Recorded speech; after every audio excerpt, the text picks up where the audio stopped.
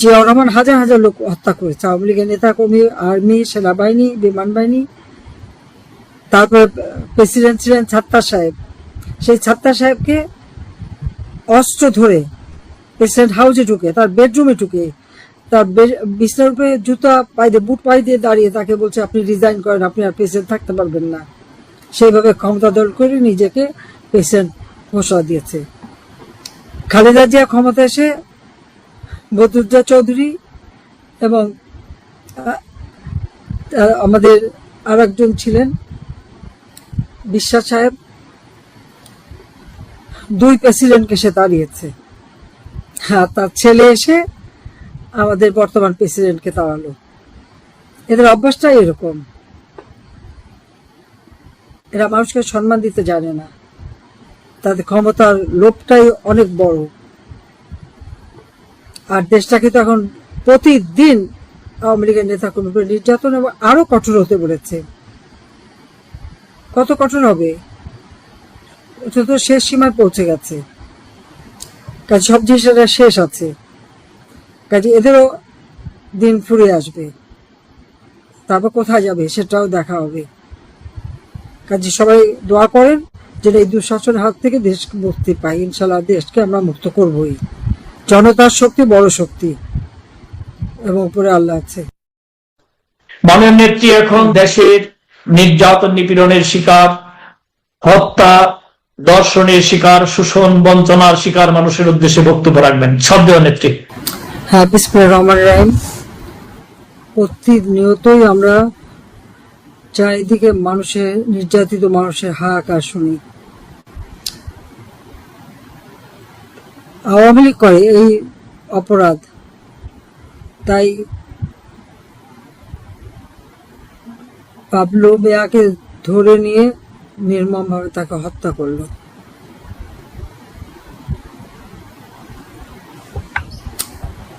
পাশাপাশি আমরা দেখি আরো আমাদের যারা নেতা কর্মী, তাদের উপরে চরম নির্যাতন, ঘর বাড়ি আগুন দিয়ে পোড়াচ্ছে, বাড়িঘর লুটপাট করে নিচ্ছে, তারপর আবার মেরে ধরে বাড়িতে বের করে দিচ্ছে এবং মানে এমনভাবে টর্চার করে ফেলে দেয় যেটা আর বাঁচতে না পারে। তারপর আমরা দেখি সবাই তো আর অমানুষ না, অনেক মানুষ আছে তারা তাদের মানবিকতা দেখায়, তুলে নিয়ে হাসপাতালে দেয়, চিকিৎসার ব্যবস্থা করে, বেঁচে যায়। যারা এভাবে সাহায্য করছে আমি তাদের প্রতি কৃতজ্ঞতা জানাই যে তাদের এই মানবিকতা দেখে যারা এই ধরনের অত্যাচার নির্যাতন করছে, খুন করছে, আঘাত করছে, তাদের শিক্ষা নেওয়া উচিত। কিন্তু না, এই বিএনপি আর জামাত বা এনসিপি এরা তো মানুষের জাত না, এরা তো মানুষের উপরে অত্যাচার নির্যাতন করা ছাড়া আর কিছু জানে না। সে 2001 সালে নির্যাতন করেছে, আমরা 15 বছর ক্ষমতায় ছিলাম, আমরা কোনোদিন কিছু বলিনি।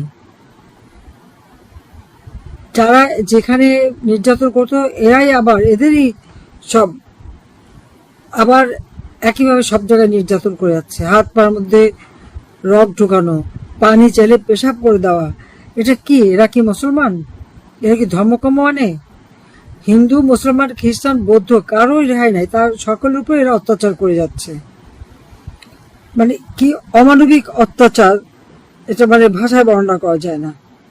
বাসাতে মানে বাসে করে যাচ্ছে, সেখানে নামিয়ে কোপায় ফেলে রেখে যায়, যাত্রীরা সাহায্য করছে, যেটা আমরা শুনলাম মান্নার কাছ থেকে। তো এভাবে প্রতিদিনে না হলেও 8 জন, 10 জন, 15 জনকে মানুষকে হত্যা করে যাচ্ছে, নারী নির্যাতন হচ্ছে, রেপ হচ্ছে, ঘরবাড়ি লুট হচ্ছে, করে যাচ্ছে। আমি যারা আজকে নির্যাতিত আপনার এখানে এবং যারা আজকে আমাদের মাঝে নেই, তাদের আত্মীয় স্বজন, আমি জানি আপনজন হারিয়েছেন, সে কষ্ট দুঃখ আমি বুঝি, কারণ আমি নিজেও একজন আপনজন হারা। সেই জন্য আমরা এই আপনাদের কথা শুনি, সঠিক তথ্যটা জানতে পারি, আর এর যথাযথ ব্যবস্থা আমরা নিই। যারা মানে অসুস্থ অবশ্যই চিকিৎসার ব্যবস্থা আমরা করবো। আহত যাদের আর্থিক সঙ্গতি নেই তাদের জন্য যতটুকু পারে, আমাদের প্রবাসীরা আছেন তারা সবসময় সাহায্য করে, তাদের সাথে যোগাযোগ করব। তবে যারা এই নির্যাতনগুলি করাচ্ছে তারা কি ভেবেছে এটা কি বারবার এভাবে অত্যাচার করবে আর মানুষ এভাবে সহ্য করবে তা তো না। সাধারণ মানুষ হয়তো এখন তাদের ওই অস্ত্র শস্ত্র নিয়ে আসে, কিছু বলে না, কিন্তু একটা দিন আসবে ওই এলাকার সাধারণ মানুষই ওদেরও বাড়িঘর গুড়িয়ে দেবে, ওদের উপরেও চরমভাবে চড়া হবে। তখন কোথায় তারা আশ্রয় নেবে সেটা আমরা দেখব। আওয়ামী লীগ বাংলাদেশের উন্নতি করেছে। এই প্রত্যেকটা এলাকায় রাস্তাঘাট, পুল, ব্রিজ, স্কুল, কলেজ, মসজিদ, মাদ্রাসা সব আমরা করে দিয়েছি। অন্ন, বস্ত্র, বাসস্থান, চিকিৎসা, শিক্ষার ব্যবস্থা করেছি। দেশের মানুষের ভাগ্য আমরা পরিবর্তন করে দিয়েছিলাম। দারিদ্রের হাত থেকে মানুষকে বাঁচিয়েছে। যারা একবারে খেতে পারতো না, ক্ষুধার্ত থাকতো, তো তাদের আর ক্ষুধার্ত থাকতে হতো না, অন্তত 3 বেলা তারা খেতে পারত। 4 গুণ বেশি ফসল উৎপাদন করেছি। মাছ, মুরগি, ডিম সবকিছু উৎপাদন বাড়িয়েছি। ছেলেমেয়েদের লেখাপড়া, বাচ্চাদের স্টাইপেন্ড দেওয়া, বৃত্তি দেওয়া, মায়ের নামে বৃত্তির টাকা পাঠানো, বয়স্ক ভাতা, বিধবা ভাতা, প্রতিবন্ধী ভাতা, মুক্তিযোদ্ধা, দুস্থ মুক্তিযোদ্ধাদের ভাতা দিয়েছি। পঙ্গু বাচ্চা হলে তার জন্য আলাদাভাবে ভাতা দিয়েছি। যারা অটিস্টিক বা পঙ্গু, তারা পড়াশোনা করলে তার জন্য আলাদা পড়ার খরচ আমরা দিই। বিনা পয়সায় বই দেওয়া, বিনা পয়সায় ওষুধ দেওয়া, কমিউনিটি ক্লিনিক দিয়ে চিকিৎসা দেওয়া। কোনটা আমরা বাদ রেখেছি? কিছু তো বাদ রাখিনি। কর্মসংস্থানের ব্যবস্থা করেছি। যে কোনো যুবক কর্মসংস্থান ব্যাংকের থেকে বিনা জামানতে 2 লাখ টাকা নিয়ে ব্যবসা শুরু করতে পারে, সেই ব্যবস্থা করে দিয়েছি। কম্পিউটার শিক্ষা দিয়েছি। ডিজিটাল বাংলাদেশ গড়ে তুলেছে, যেখানে বিরাট কর্মসংস্থান হয়েছে। দেশে বসে বিদেশে কাজ করার সুযোগ পাচ্ছে। 9টা ভাষা শেখার জন্য অ্যাপস করে দিয়েছি, যে ভাষা শিখে বিদেশে চাকরি করতে পারে, সেই ট্রেনিং আমরা দিয়েছি। স্টার্ট আপ প্রোগ্রামের জন্য আমি আলাদা 100 কোটি টাকার বাজেট রেখে দিয়েছি। নিজেরা উদ্যোক্তা হবে, কারো চাকরি না, নিজেরা চাকরি দেবে। ইয়াং বাংলা প্রোগ্রামে সেইভাবে তাদেরকে আমরা উদ্বুদ্ধ করে ট্রেনিং দিয়ে দিচ্ছি। সেখানে কোনো দল দেখি নাই আমরা। কিন্তু আজকে আমরা দেখতে পাচ্ছি কি, আওয়ামী লীগ নিষিদ্ধ, আওয়ামী লীগের উপর অত্যাচার, আওয়ামী লীগের নেতা কর্মী, তাদের পরিবার পরিজন, ঘর বাড়ি, ব্যবসা প্রতিষ্ঠান, মাছের খামার, গরুর খামার, কোনো কিছু রাখছে না, সব ধ্বংস করে দিচ্ছে। আর এই ধ্বংস করে আজকে দেশের অর্থনীতিও ধ্বংস করেছে, কিন্তু লুটপাট করে খাচ্ছে। এটা বিশ্ব বাটবার সুদখোর ইউনূস, ও তো শুধু খেতেই আসে। আমরা এত সুন্দর করে উন্নত একটা জাতি হিসেবে আমরা এগিয়ে যাচ্ছিলাম, সে সমস্ত টাকা পয়সা লুট করে বাংলাদেশের অর্থনীতিকে ধ্বংস করে দিয়েছে। আর সেই গ্রেনেড হামলাকারী, সে তো এখন মানে ক্ষমতায় বসে ধরাকে সরা জ্ঞান করছে, বলছে এরকমই দিন যাবে, দিন এভাবে যাবে না। হাজার হাজার মানুষের চাকরি খাচ্ছে, একের পর এক ইন্ডাস্ট্রি বন্ধ, শ্রমিকরা বেকার, কৃষক সার পায় না, কষ্ট করে ফসল ফলালে ন্যায্য মূল্য পায় না, চাল ডাল তরি তরকারি সবকিছুর দাম বেড়ে গেছে, কিন্তু মানুষের আয় রোজগার নাই, আয় রোজগার কমে গেছে, মানুষের কষ্টের সীমা নাই। কিন্তু 15 বছর 7 মাস আওয়ামী লীগ ক্ষমতায়, আমরা মানুষকে দুর্দশায় ফেলিনি, মানুষকে এভাবে কষ্ট দেয়নি, কারোর উপর এরকম নির্যাতন আমরা করিনি। মিথ্যা অপবাদ দিয়েছে, খুন করেছে এরা, এই জামাত, বিএনপি, এনসিপি, এরাই খুন করেছে। যত জঙ্গি সংগঠন ছেড়ে দিয়েছিল, জঙ্গি নেতা, তারা খুন করেছে। আর খুন করে যারা দিয়েছে, সেই 15 জুলাই থেকে যারা খুন, হত্যা, অগ্নিসংযোগ, রাষ্ট্র সম্পদ ধ্বংস করেছে, মানুষকে নির্বিচারে হত্যা করেছে, তাদেরকে দায় মুক্তি দেওয়া হয়েছে, কারণ তাদের কোনো বিচার হবে না। সোজা বলে দিচ্ছে, পুলিশ হত্যা হয়েছে, পুলিশের হত্যার বিচার হবে না, অর্থাৎ ওই পরিবার কোনোদিন ন্যায় বিচার পাবে না। কেন? আমাদের সংবিধানের সকলেরই আইন রাষ্ট্র লাভের অধিকার আছে, তো এরা তো সংবিধানও মানে না, ক্ষমতায় তো দখল করেছে অসাংবিধানিক ভাবে। আর তার একটা ইলেকশনের প্রহসন, যে ইলেকশন দিনের ভোট সন্ধ্যা হয়ে গেছে, ক্ষমতায় বসে মনে করছে যে একেবারে সব মানে লুটে খাবে, এই অবস্থা। আজকে যারা আপনারা এখন আহত, নির্মমভাবে আপনাদের উপরে নির্যাতন করেছে, শুধু আল্লাহর কাছে এটুকু শকর যে আপনাদের জানটা বেঁচে আছে। ইনশাআল্লাহ আপনাদের চিকিৎসা বা সব ব্যবস্থা আমরা করবো। যারা এখনো আর্থিকভাবে একেবারে সংগতিহীন আমাদের প্রবাসীরা আছে তাদেরকে বলবো একটু সহযোগিতা করতে। আর আমি এটুকু বিশ্বাস করি, আল্লাহ যখন বাঁচিয়ে রেখেছে নিশ্চয় একটা কাজ দেবে আমাকে, আর সেখান থেকে বাংলাদেশটাকে আবার আমরা ঘুরে দাঁড়াবো, বাংলাদেশের মানুষের আবার উন্নতি করবো। আর যারা এই অন্যায় করেছে, অবিচার করেছে, লুট করেছে, হ্যাঁ বলবো লুটের মাল জায়গা মতো ফেরত দেন, দখল যা করেছেন ছেড়ে দেন, নইলে নিজেদেরটাও থাকবে না, মানুষ খেপে যাবে, তখন কোনো কিছু বাঁচবে না। এটা হলো বাস্তব কথা।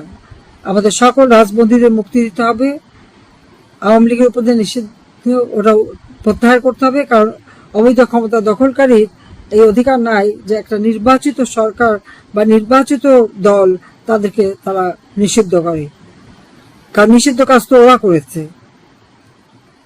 তারা অবৈধভাবে ক্ষমতা দখল করেছে। কাজে আওয়ামী লীগ আছে, আওয়ামী লীগ থাকবে, বা আমরা আপনাদের পাশে আছি, জনগণের পাশে আছি, জনগণের কল্যাণেই আমরা কাজ করব। কারণ একমাত্র আওয়ামী লীগই তো জাতির পিতা বঙ্গবন্ধু শেখ মুজিবুর রহমান নেতৃত্বে এই বাংলাদেশ স্বাধীন হয়েছে। জাতির পিতা বঙ্গবন্ধু শেখ মুজিবুর রহমানই তো এই দেশ স্বাধীন করে দিয়ে গেছেন এবং অর্থনৈতিক মুক্তির জন্য কাজ করে গেছেন। কিন্তু 15 আগস্ট আমার বাবা, মা, ভাই সবাইকে নির্মমভাবে হত্যা করেছে। আজকে যদি বঙ্গবন্ধু শেখ মুজিব বেঁচে থাকতেন, বাংলাদেশের মানুষের কোনো দুঃখ কষ্ট থাকতো না, অনেক উন্নত জীবন পেত, সুন্দর জীবন পেত। আমি চেষ্টা করেছিলাম এবং মানুষের ভাগ্য পরিবর্তন করেছে, কিন্তু যেভাবে মানুষের উপর এখন অত্যাচার নির্যাতন করছে, এরপরে আগে এই সমস্ত বিচার করতে হবে। এগুলির নির্যাতনের এই চিহ্নগুলি মুছে যাবে না, এটা ঘুরে ঘুরে এই নির্যাতনকারীদের শাস্তি দেওয়া হবে ইনশাল্লাহ। আর আল্লাহ সেদিন আমাকে দেবে, আমার আল্লাহর উপরে অগাধ বিশ্বাস, বাংলার জনগণের উপরে বিশ্বাস। আমি দোয়া করি আপনারা সুস্থ হন।